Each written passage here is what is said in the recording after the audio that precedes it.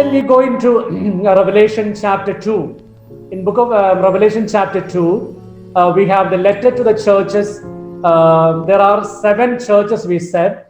Among these 7 churches, the letter to the 4 churches, Ephesus, Smyrna, Pergamum, and Thyatira, they are explained in chapter 2. So it's very interesting. You just read each letter, and the letters written how many centuries ago, but the beautiful structure. Every letter has same structure. Every letter has same structure. I have pointed out 8. Written here 8 points to show the structure given for each letter. For example, in every letter you find first write, that is command to write to the churches. Second, in every letter you will find a characteristic of the Son of Man, a different characteristic of the Son of Man. Third, appreciation of the achievements of the church, the good works of each church. Fourth, so the failures and problems of the church are explained. Fifth, call to conversion. Sixth, warning of punishment. Seventh, end of the world is imminent. Finally, listen to the voice of the Spirit. Can we recite together the 8 points? The 8 points in each letter.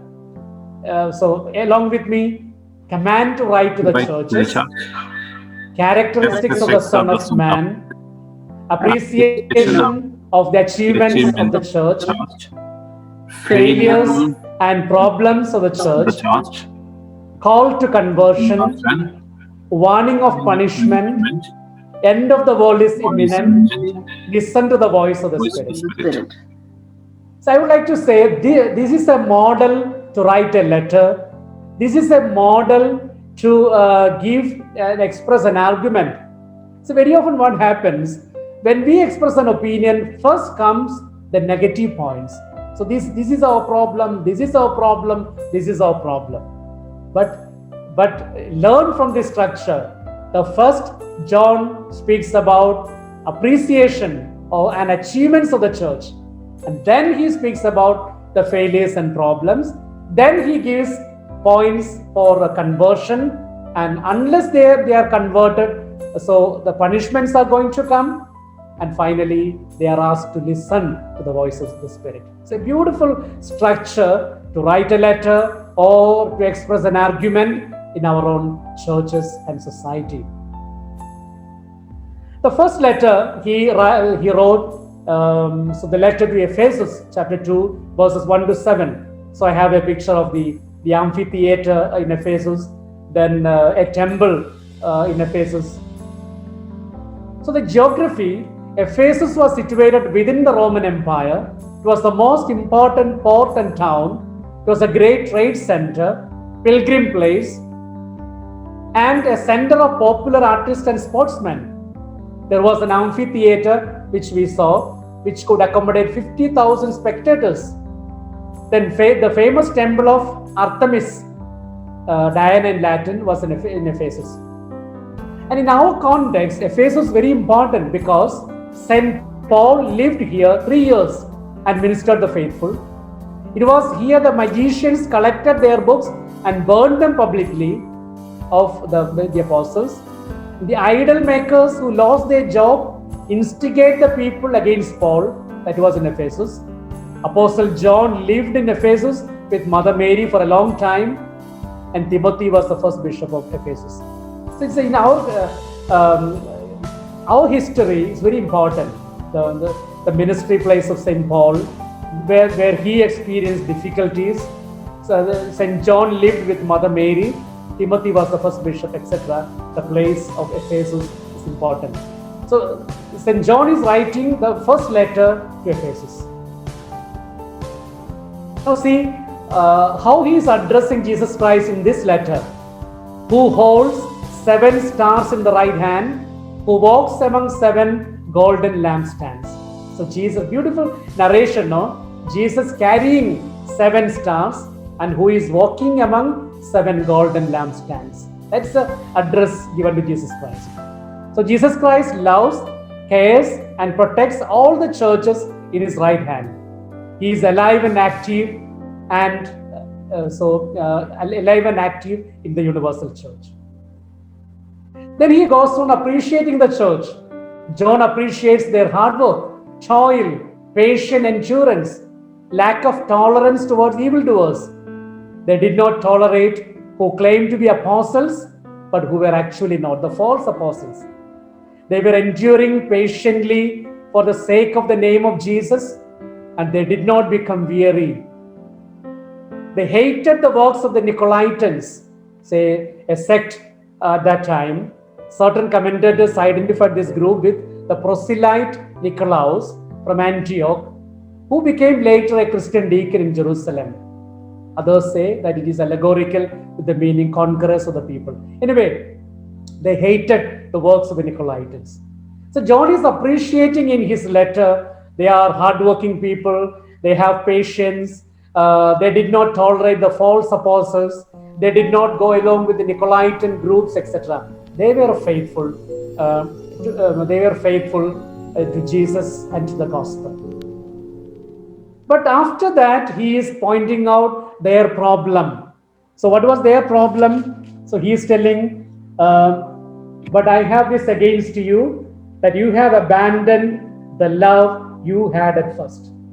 It's a very serious problem. So I have this against you, that you have abandoned the love you had at first.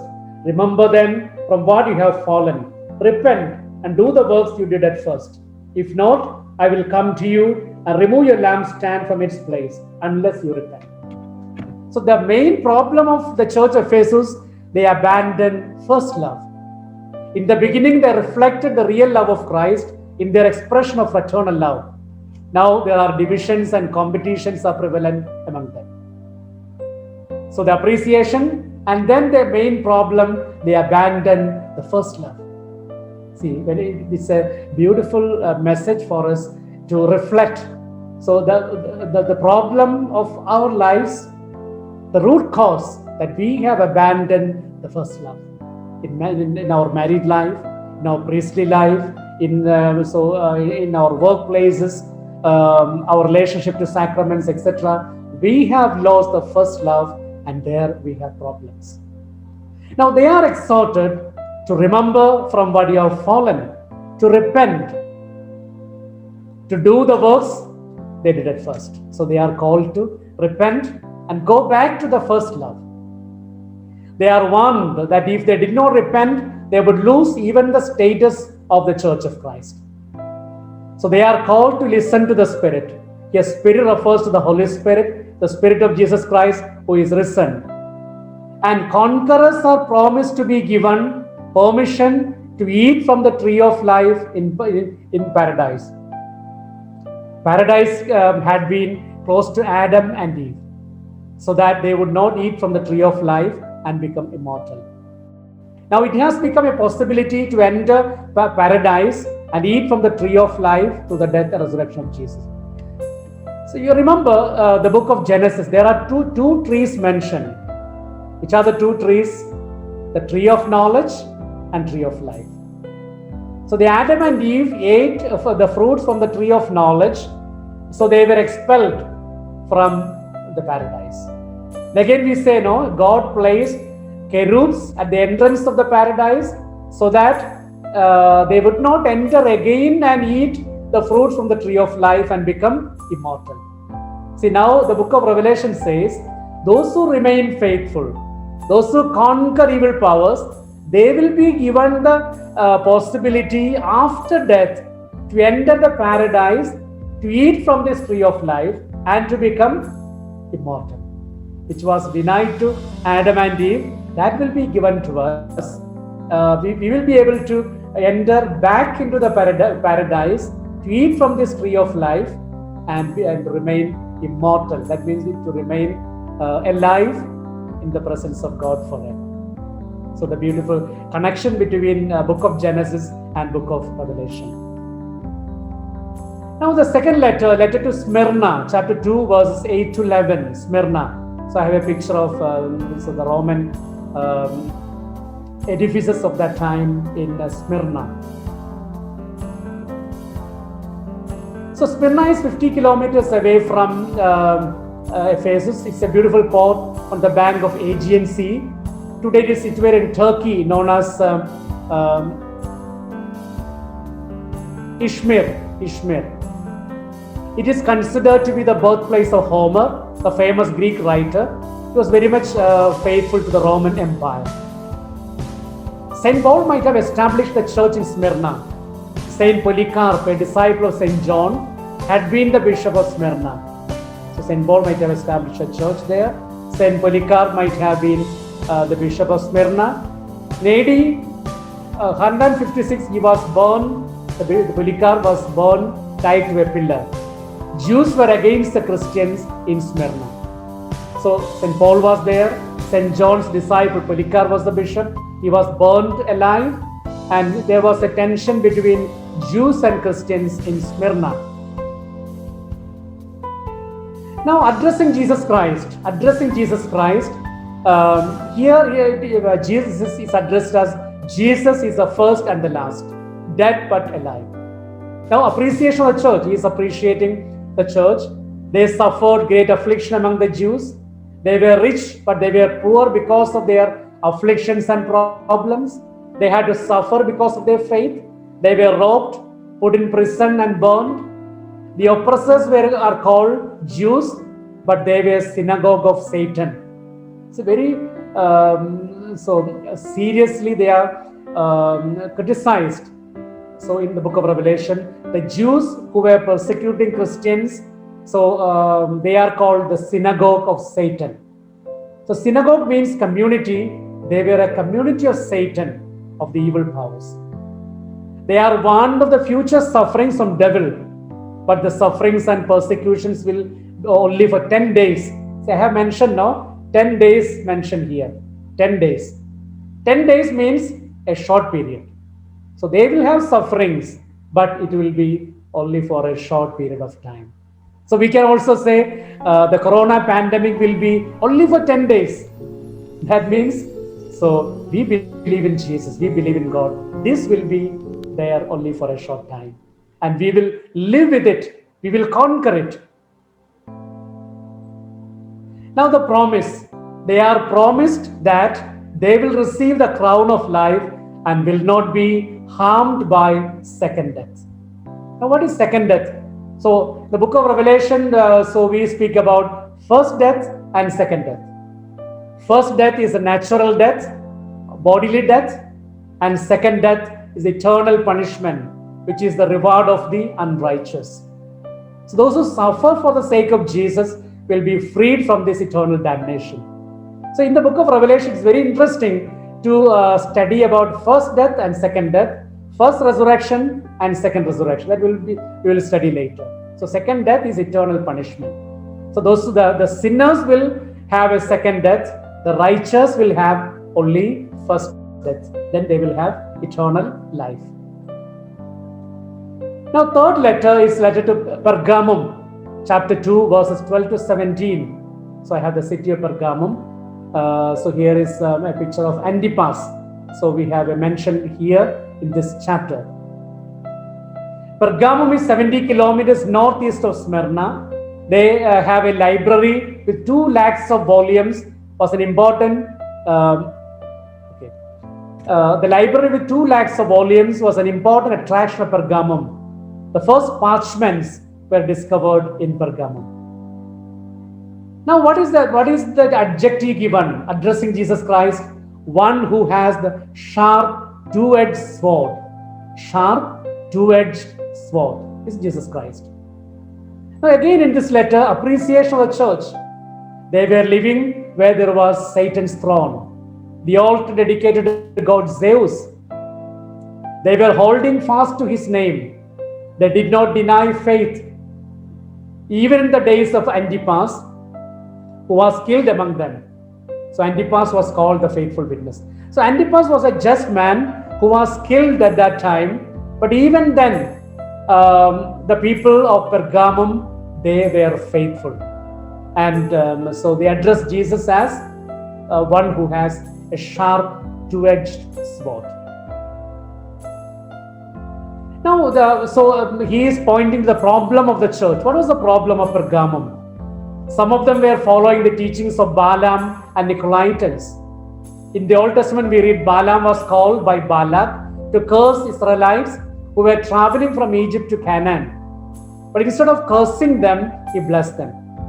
See, Balaam was called by Balak to curse Israelites who were traveling from Egypt to Canaan. But what he did, instead of cursing them, Balaam blessed them. But Israelites were engaged in adultery with Moabian women, and they went after idolatry. Later it was believed that Balak was influenced by Balaam to do all this. That's why it is mentioned some of them were following the teachings of Balaam and Nicolaitans. That means there were people going after adultery and idolatry. Adultery and idolatry. So Nicolaism was an early Christian sect which was a heretical movement. Nicolaitan teaching influenced people to engage in idolatry and adultery, the two great sins. Now the exhortation to repent. All who conquer will be given a hidden manna, a white stone, and on the stone it is written a new name. So these 3 points are very important when we study about hidden manna, new name. So hidden manna, what is hidden manna? So we read about manna in the Old Testament. One opinion among scholars is that before Jerusalem had been destroyed, Prophet Jeremiah had hidden the Ark of the Covenant in a cave on Mount Sinai.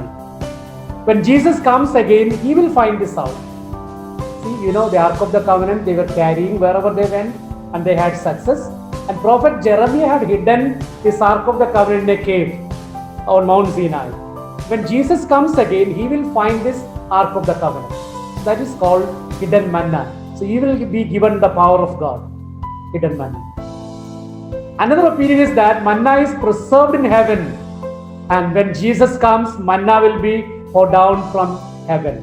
So those who are just, they will be given manna from heaven, the food of eternal life.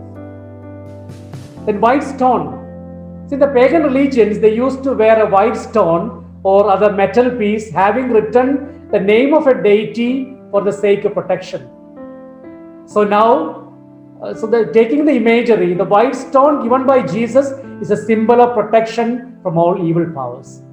So hidden manna will be given, white stone will be given, a new name is the name of Christ written on the stone. No one can know it except the one who receives it. So those who remain just, those who hold fast to Jesus and the words of eternal life, they will be given hidden manna, white stone, and a new name. So beautiful explanation, the promises. Those who remain steadfast, what they will receive after death. Now the last one today, letter to Thyatira, chapter 2, verses 18 to 29.